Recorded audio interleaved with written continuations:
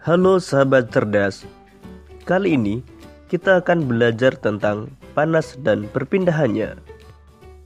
Kita akan belajar tentang apa itu panas dan macam-macam perpindahan panas, yaitu konduksi, konveksi, dan radiasi. Panas atau juga disebut kalor adalah energi yang dapat berpindah dari satu benda ke benda lain karena perbedaan suhu. Energi panas akan berpindah dari suhu tinggi ke suhu yang lebih rendah. Panas mempengaruhi suhu zat. Jika suatu zat menyerap panas atau kalor, maka suhu akan naik. Sedangkan jika suatu zat melepas panas atau kalor, maka suhu akan turun.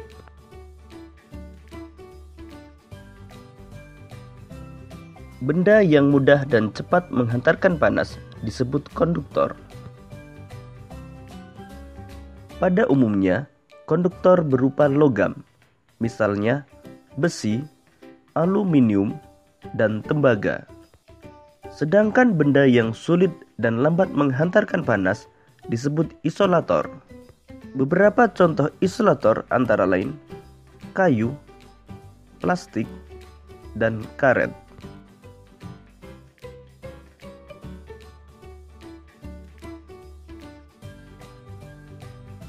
Konduksi merupakan perpindahan panas tanpa disertai perpindahan zat perantara. Jadi, pada perpindahan panas secara konduksi, hanya energi panas saja yang berpindah, tanpa disertai perpindahan partikel zat perantara. Perpindahan panas secara konduksi terjadi pada zat padat. Perpindahan panas secara konduksi juga disebut sebagai perpindahan panas melalui hantaran. Contoh peristiwa konduksi adalah ketika kita memanaskan batang logam.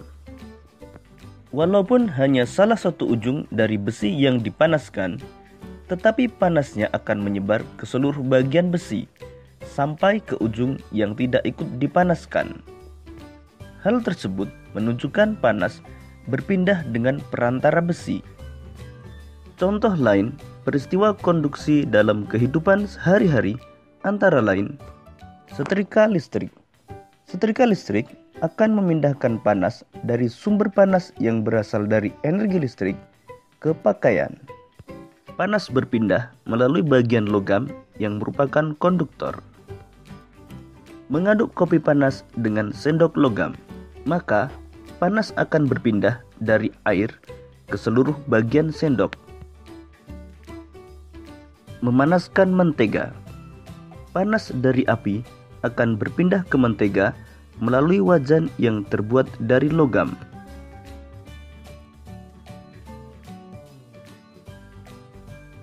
Konveksi adalah perpindahan panas disertai perpindahan zat perantara. Pada perpindahan panas secara konveksi, tidak hanya energi panas yang berpindah, namun disertai dengan perpindahan partikel zat perantara. Perpindahan panas secara konveksi terjadi pada zat cair dan zat gas. Perpindahan panas secara konveksi juga disebut sebagai perpindahan panas secara aliran. Perpindahan panas secara konveksi dapat kita lihat pada saat kita memasak air. Air yang panas terlebih dahulu adalah air yang berada di bagian bawah. Kemudian, air yang panas tersebut akan naik. Sedangkan air di atas yang masih dingin akan turun. Begitu seterusnya, peristiwa konveksi terjadi selama proses memasak air. Selain merebus air, peristiwa perpindahan panas secara konveksi antara lain asap cerobong pabrik yang membumbung tinggi, terjadinya angin darat dan angin laut, gerakan balon udara,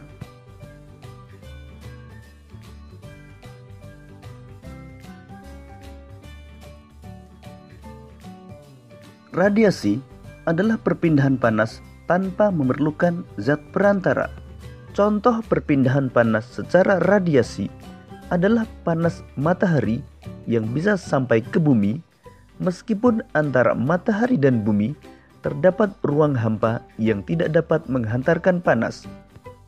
Perpindahan panas secara radiasi juga disebut sebagai perpindahan panas secara pancaran. Contoh lain peristiwa perpindahan panas secara radiasi dalam kehidupan sehari-hari antara lain, badan terasa hangat ketika di dekat api unggun. Panas dari api berpindah secara pancaran. Pakaian menjadi kering ketika dijemur di bawah terik matahari. Menetaskan telur unggas dengan lampu. Demikian tadi materi tentang panas dan perpindahannya. Jadi, panas dapat berpindah dengan 3 cara, yaitu konduksi, konveksi, dan radiasi. Keuntungan dan kerugian perpindahan kalor dalam kehidupan sehari-hari. Perhatikan tabel perbandingan keuntungan dan kerugian adanya perpindahan panas serta antisipasinya berikut. Perpindahan kalor secara konduksi. Contohnya, memasak air menggunakan panci aluminium. Keuntungannya, air lebih cepat mendidih. Kerugiannya, logam aluminium lebih cepat panas, sehingga berbahaya jika disentuh langsung. Antisipasinya, memegang gagang yang telah dilapisi oleh bahan isolator, seperti ebonit. Antisipasi yang kedua, menggunakan sarung tangan atau kain untuk memindahkan panci dari kompor. Yang kedua, perpindahan kalor konveksi. Contohnya, adanya aliran air saat air mendidih. Keuntungannya, air lebih cepat panas karena aliran air yang panas berasal dari dasar wadah yang menyebar ke seluruh bagian wadah. Kerugiannya, letupan uap air mendidih berbahaya jika terkena tubuh. Antisipasi yang bisa kita lakukan, yang pertama menggunakan tutup panci saat memasak air. Yang kedua, tubuh tidak terlalu dekat dengan air saat memindahkan panci. Perpindahan kalor radiasi. Contohnya, pancaran sinar matahari yang mengenai tubuh. Keuntungannya, tubuh terasa hangat saat terkena sinar matahari. Kerugian, jika kondisi matahari sedang terik, kita akan merasa kepanasan. Berikutnya, antisipasi yang bisa kita lakukan yaitu menggunakan payung atau topi untuk melindungi tubuh dari terkena sinar matahari secara langsung.